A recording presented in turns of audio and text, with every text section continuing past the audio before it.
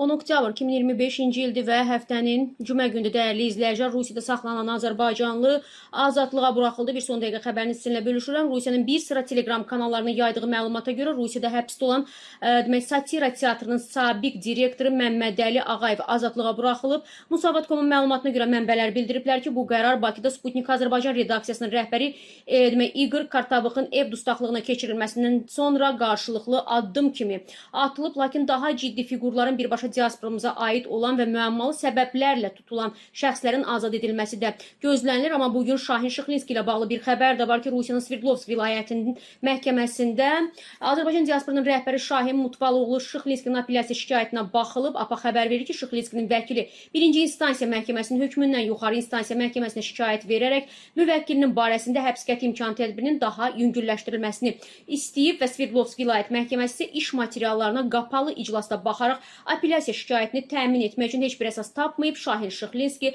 2025-ci il dekabrın 30-una qədər həbsdə qalacaq. Bu da bugün ərzində gələn növbəti xəbər, dəyərli izləyicilər.